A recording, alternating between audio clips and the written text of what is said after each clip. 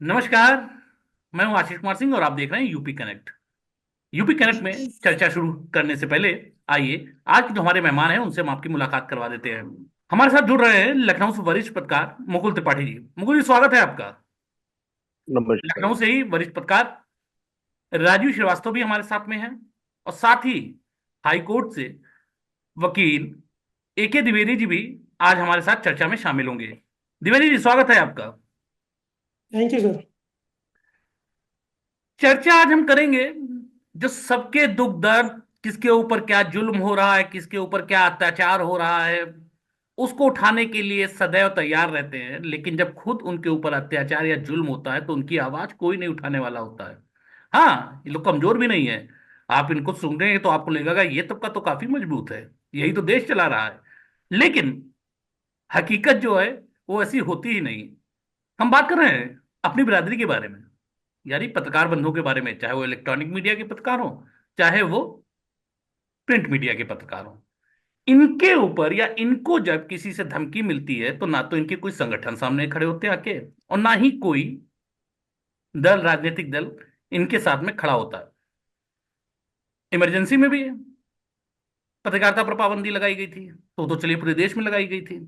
आपातकाल की स्थिति थी उस समय, तो क्या कहा जाए। लेकिन इसके बावजूद हाल में आप इधर देखिए, पत्रकारों को धमकियों देने का सिलसिला कितना बढ़ गया है। हल्ला बोल की बात अभी नहीं करेंगे जो 90 के दशक में मुलायम सिंह यादव करते थे।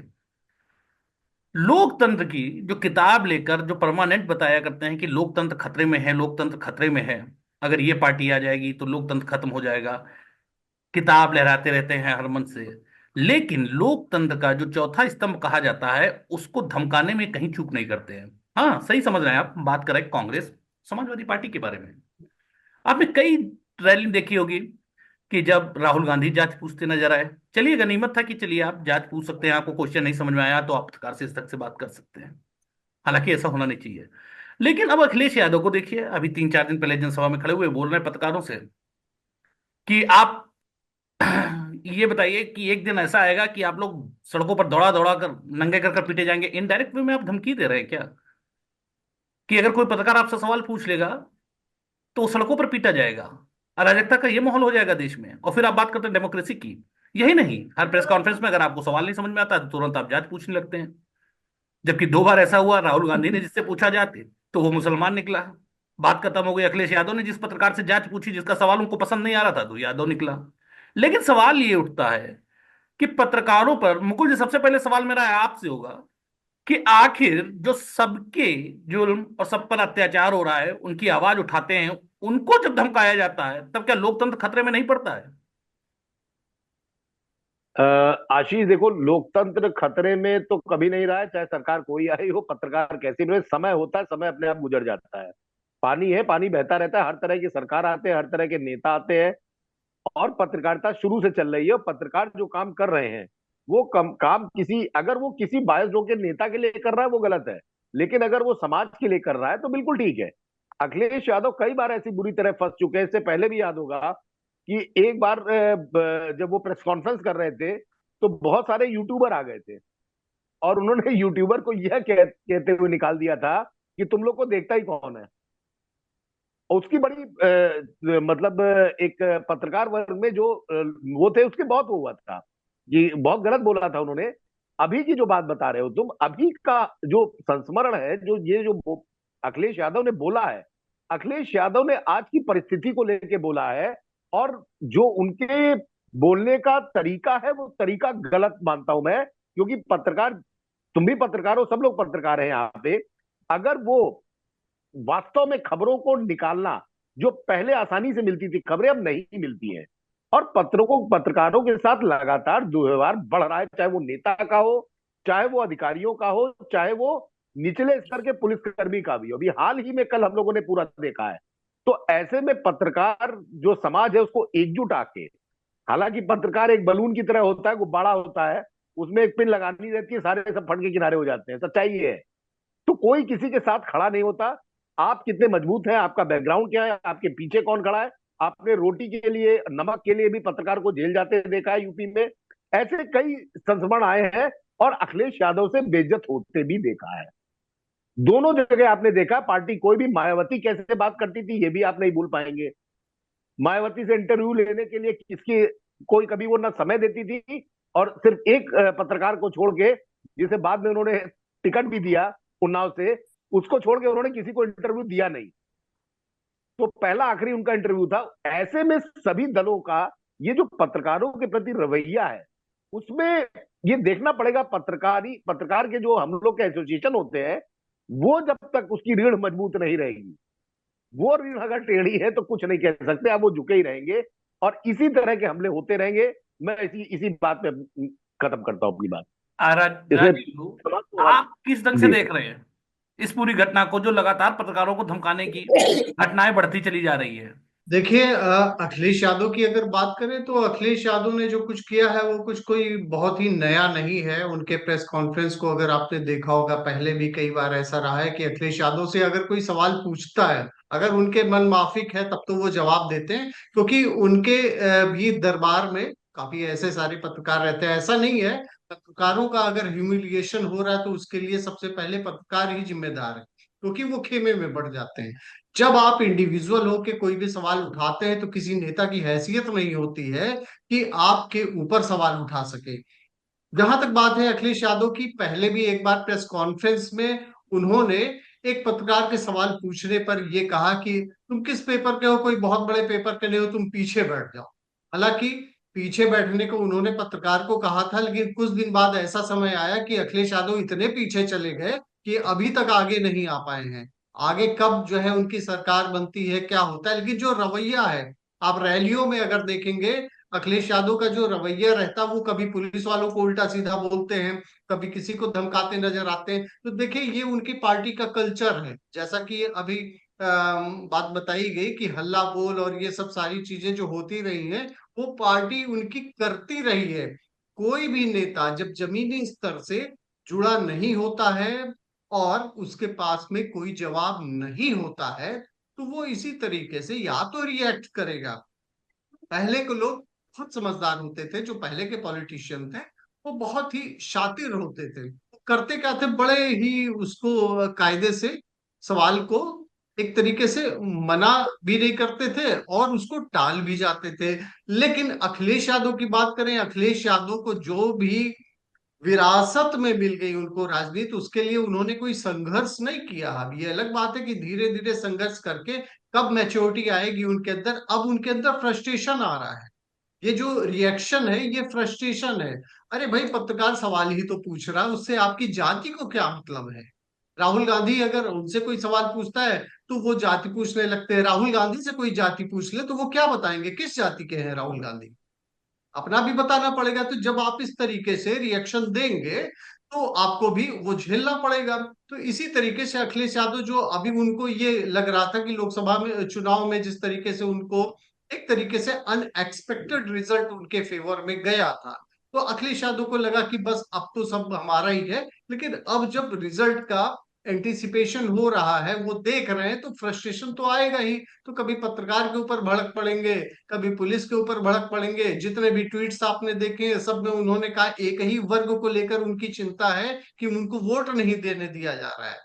बाकी किसी की चिंता नहीं है, उनको पीडीए उन्होंने कर रखा है, लेकिन एक ही चिंता उनको दिखती है। तो ये फ्रस्ट्रेशन उनका दिखाता है और कोई बात नहीं है। हालांकि अगर एक ही बात कर रहे हैं, अल्पसंख्यक का ही दिखाई पड़ता है, तो आपको बता दें जितनी मुस्लिम बाहुल्य सीटें थी, सबसे ज्यादा बम्पर वोटिंग उत्तर प्रदेश में वहीं पे हुई है। दूसरी जब भी लोकसभा में थी तो यही मुख्यमंत्री थे, यही पुलिस प्रशासन था। 64 से 33 पर सिमट गई थी, तब अखिलेश यादव को नहीं समझ में आ रहा था। अब उपचुनाव में इनको लग रहा सारी धान हो रही। खैर, अखिलेश जब बने थे, हम लोगों को भी अच्छी तरीके से याद है, यहाँ पे हम लोग जितने भी पत्रकार लोग बैठे हुए हैं, हम लोग को वो दिन याद है कि जब अखिलेश बने थे, तो स्टार्टिंग जब अखिलेश आए थे, जो अखिलेश ने अपना जज्बा दिखाया था, हम अपराधियों को टिकट नहीं देंगे, तो ऐसा लगा था कि एक युवा है, एक नई क्रांति करेगा, वाकई में एक नई सोच के साथ में आया। और हम लोग ये कहें कि पूरे प्रदेश को बड़ी उम्मीदें थी अखिलेश यादव से। अखिलेश यादव जब मुख्यमंत्री शुरुआत में 5 साल बने हो, ऐसा नहीं है कि अखिलेश यादव ने शुरुआत में काम भी अच्छे किए, लेकिन एक हार के बाद से अखिलेश यादव, जैसे वो बोलते हैं कि अपना सारा धैर्य या पेशेंस लूज कर बैठे और ठीक अपने पिताजी की पॉलिटिक्स पर चले गए, जो समाजवादी पार्टी पिछली होती थी। उनके पिताजी का भी इतिहास है, उनको नहीं पत्रकार पसंद आते थे, दैनिक जागरण पर हमला करवाया, हल्ला बोल, उसके बाद अमर उजाला के दफ्तर पर हमला बोला गया, कई शहरों में प्रेस क्लब में घुसकर पत्रकार मीटिंग कर रहे होते थे, सबकी पिटाई की गई। एक वो भी दौर होता था। इसके अलावा जब राजू पाल की हत्या हुई तो आप देख लीजिए, मुलायम सिंह यादव इलाहाबाद में पूछते हैं, और उसके बाद जब अतीक अहमद के बारे में पत्रकार सवाल करते हैं तो बताते हैं वो गंगा मैया से ज्यादा पवित्र है अतीक अहमद। सरेआम देखा गया था कि किस तरीके से गोली मारी गई थी राजू पाल को।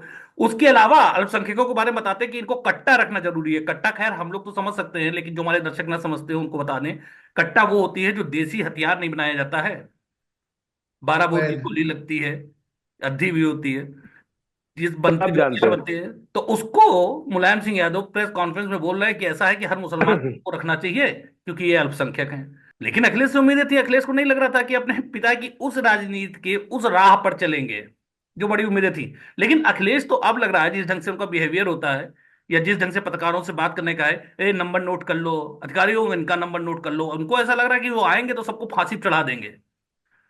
और उसके बावजूद तुर रहा ये कि लोकतंत्र खतरे में, लोकतंत्र खतरे में। आपके बॉडी एटीट्यूड आपको देखकर ऐसा लगता है, आप जिस तरीके से अधिकारियों से बात करते हैं, आप जिस तरीके से पत्रकारों से बात करते हैं, आप जिस तरीके से खुलेआम धमकी देते हैं, उसको तो देखकर तो लगता है कि आप तो आएंगे तो लोकतंत्र तो खत्म ही हो जाएगा। हम लोगों ने 1974 में इमरजेंसी देखी होगी, उससे ज्यादा बुरा हालात आप पैदा कर देंगे आके।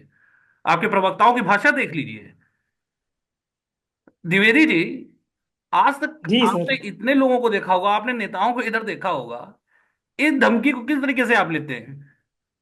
एक्चुअली अखिलेश जी जब 2012 में आए तो लोगों की अपेक्षाओं के अनुरूप थोड़ा सा एक साल चले ही।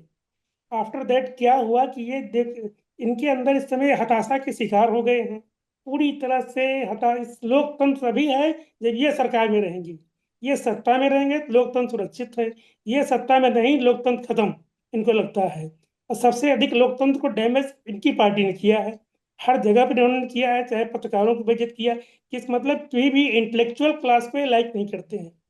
जो व्यक्ति जो क्लास इन लोगों की पोल को आउट कर दे, बता दे समाज के पटल पर, वो इनको पसंद नहीं है। सच्चाई तो खुद कबूल नहीं करते कभी ये। भाई ये हमेशा जो है जातिवाद का विष घोलते रहते हैं।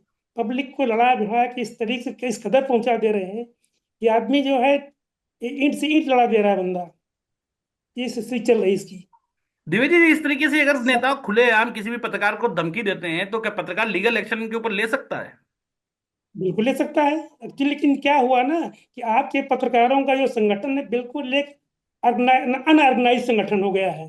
संगठन आपका संगठित है ही नहीं है। और आप लोग उस पर लीगल एक्शन लेने के लिए जब एक व्यक्ति आगे बढ़ता है, अगर उसका बैकग्राउंड ठीक है तो वो ले सकता है।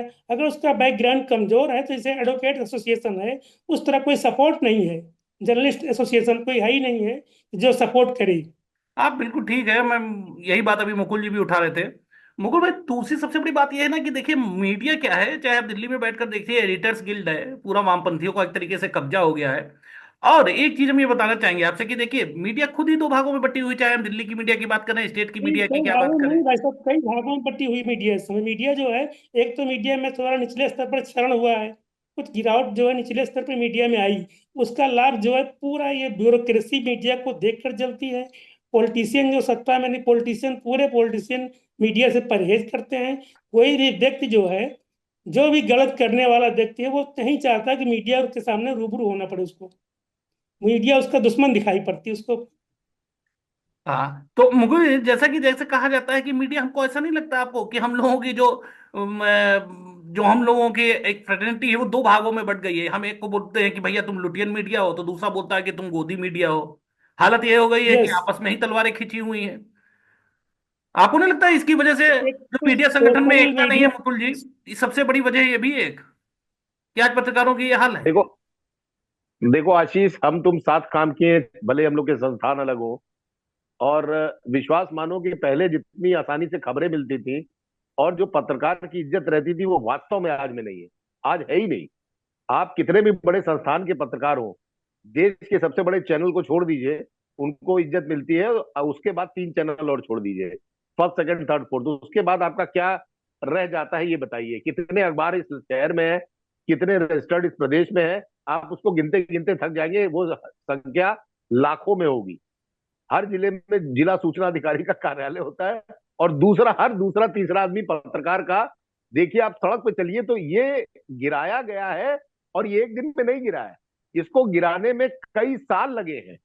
और जो सम्मान और जो पहले पत्रकारों का हुआ करता था कि पढ़ा लिखा आदमी पत्रकार होता था, आज की डेट में जो चाहे पान वाला भी पत्रकार है, आप एग्रीगेशन कमिटी देखिए हमारे यहाँ, वहां पे कई ठेकेदार पत्रकार हैं जिन्हें एबीसीडी अभी एक कॉलम खबर लिखने दे दी जाए या 4 लाइन बोलवाना जाए तो वो कुछ नहीं बोल पाएंगे। उनको तथ्यों की जानकारी भले हो, लेकिन उनको शब्द की जो एक श्रृंखला होती है वो नहीं आता कि मुझे बोलना कैसे है।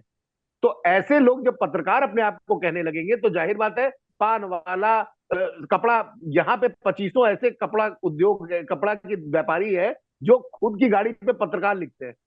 मिठाई वाला पत्रकार लिखता है और कहता है मेरे पास प्रेस कार्ड है। हमारी तुम्हारी जिंदगी में 25 लोग ऐसे आते हैं महीने में जो कहते हैं भाई साहब आप प्रेस के हैं, आप मुझे कार्ड दे दीजिए।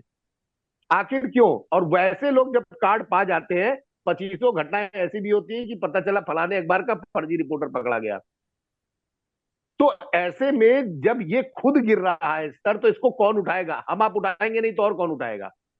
तो ये चीजें, जिम्मेदारी सबकी रहती है, और जब तक कोई जिम्मेदारी समझेगा नहीं। अभी जो अधिवक्ता थे उन्होंने सही कहा कि ये गिरा है स्तर, तो स्तर गिरा है जब कमेटी ही नहीं आपका कुछ बोलेगी, जब आप एकजुट ही नहीं रहेंगे, नेता सारे एकजुट हो जाते देख लीजिए। आप राहुल गांधी हमला करे मोदी जी पे, मोदी जी हमला करे राहुल गांधी पे, राहुल गांधी हमला करे मायावती पे, मायावती हमला करे किसी पे, लेकिन जब एक टेबल पे बैठते हैं तो दे वर्क पोलाइट। वो बहुत ही तरीके से, उनके अंदर कुछ नहीं रहता कि स्टेज पे उन्होंने मुझे कितनी गाली दी थी। बड़े बड़े नेताओं विरोधी दलों में देखिए रहता, लड़ता कौन है? लड़ते हैं निचले उनके कार्यकर्ता। यही हाल पत्रकारों का है।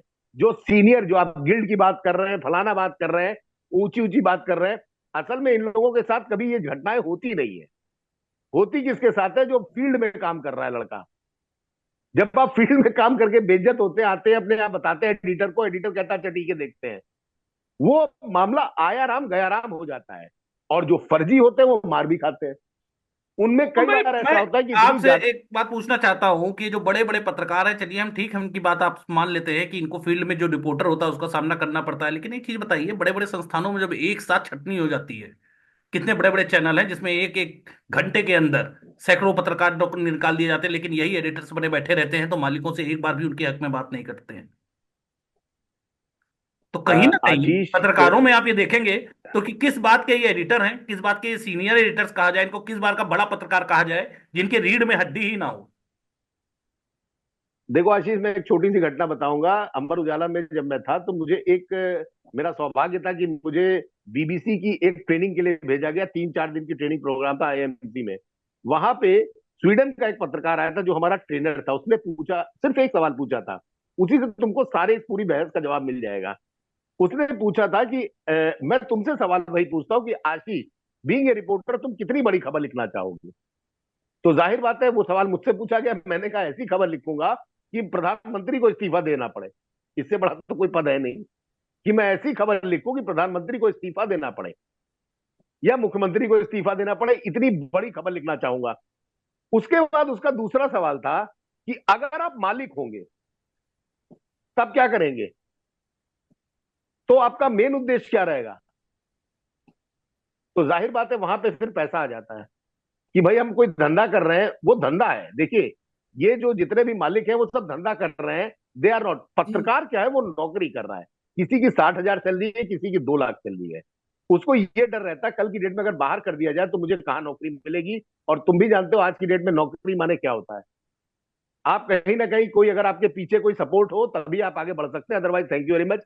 आप भी यूट्यूब चैनल पे काम कर रहे हैं और हम भी यूट्यूब चैनल पे काम कर रहे हैं। मुकुल जी, तो एक चीज धीरे धीरे धीरे मुकुल मुकुल जी, धीरे धीरे ठीक है ये बात होती है, विपरीत और होती।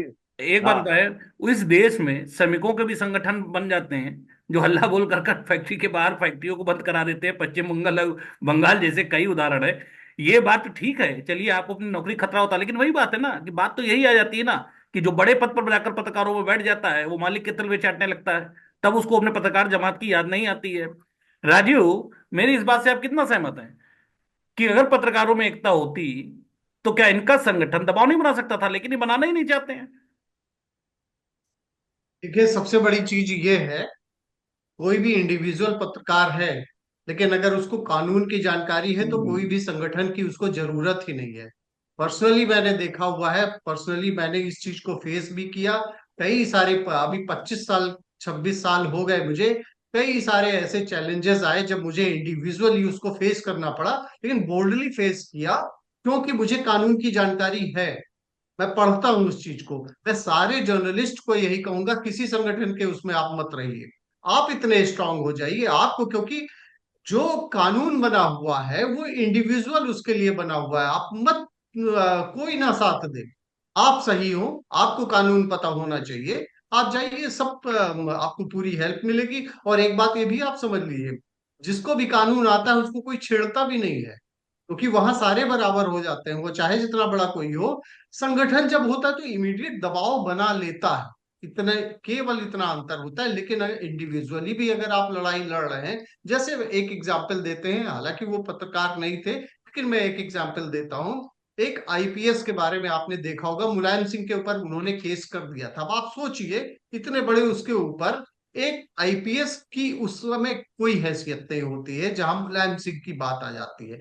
केस तो हुआ ना, आखिर में वो सारे चैलेंजेस उन्होंने भी फेस किए, और अल्टीमेटली कुछ तो एक मैसेज तो पास हुआ ना, कानून तो बना हुआ है। लेकिन आपको जानकारी होनी चाहिए, कोई नहीं खड़ा होता, सब अपनी नौकरी बचा रहे हैं। कौन आपकी तरफदारी करके अपनी नौकरी को खो देगा?